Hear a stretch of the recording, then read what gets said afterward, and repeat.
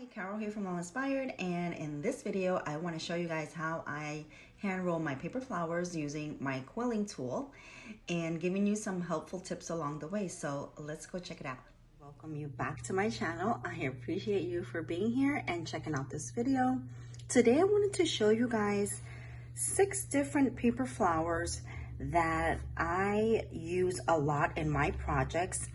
You know, especially even just for packaging, shadow boxes, or, you know, anything like that. But I wanted to show you the different templates that I have found either in Cricut Design Space or in jennifermaker.com. These are all 4 inches.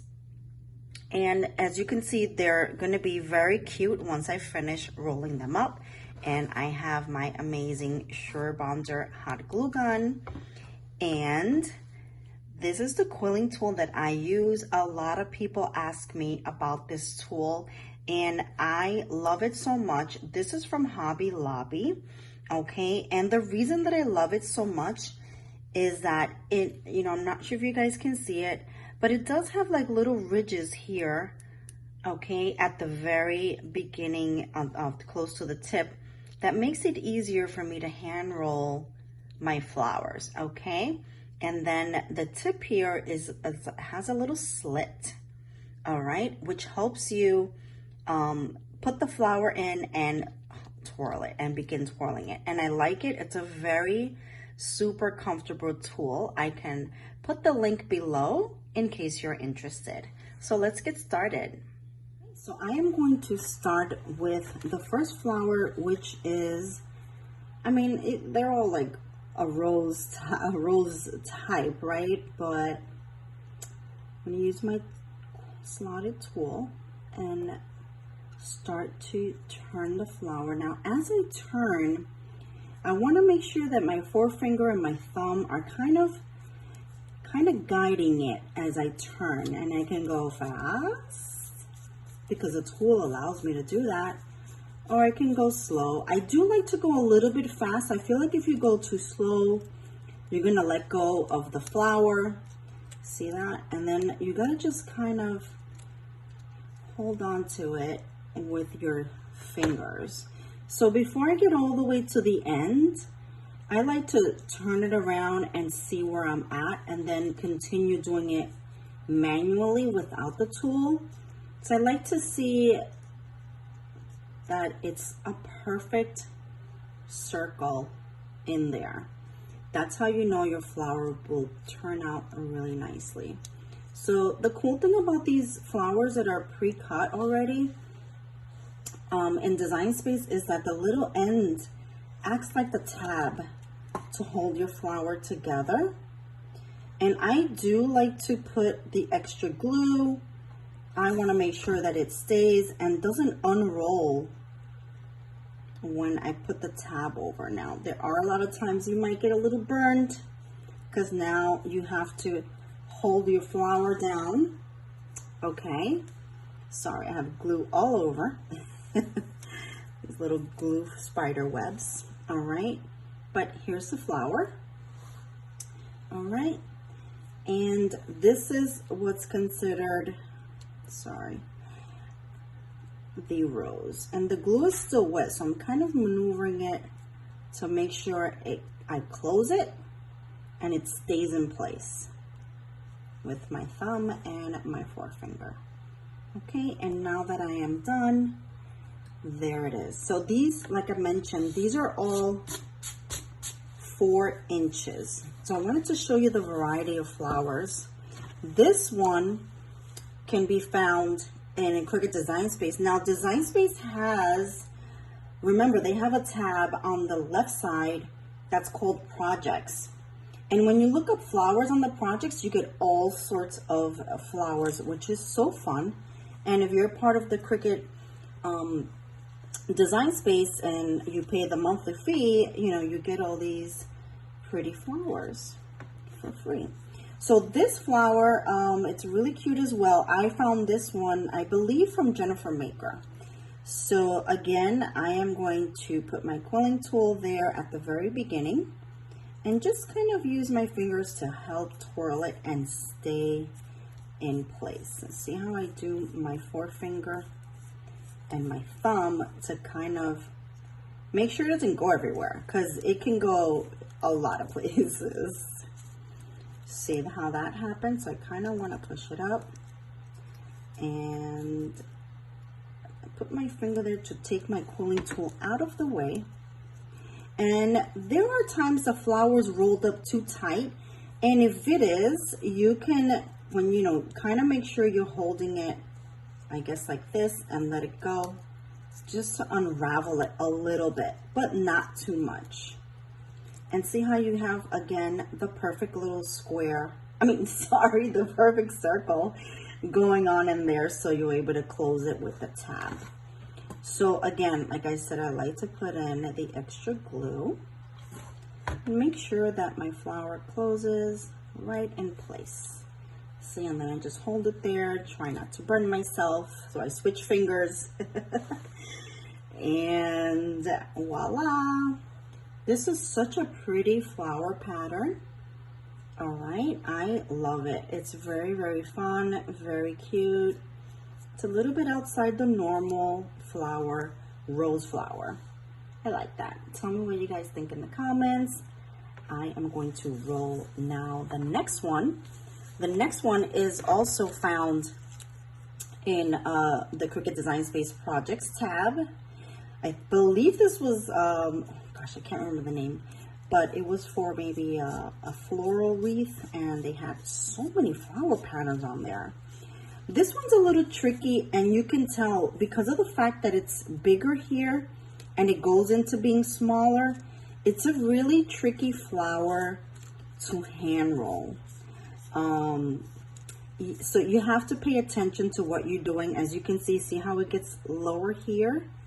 So you just want to make sure, and like the center, it becomes really, really tall, and then a little bit in. So it's like it goes from, you know, wide to very small.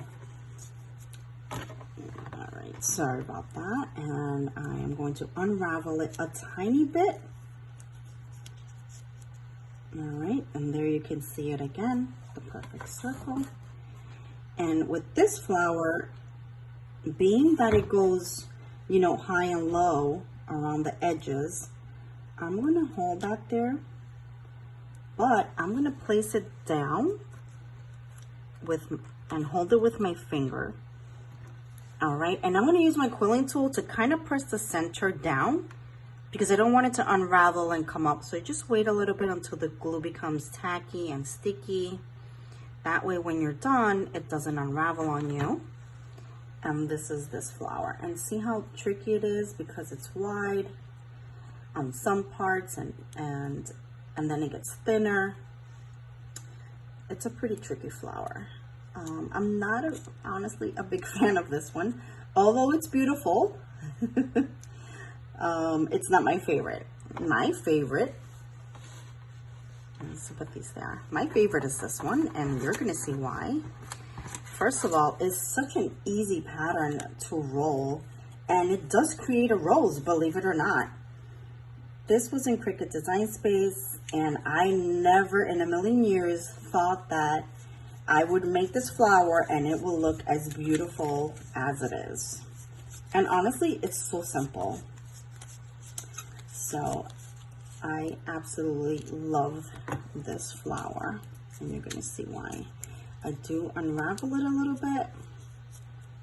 Okay, some glue, and close it with the little tab. Just hold it for a few seconds. Man, this glue is really hot.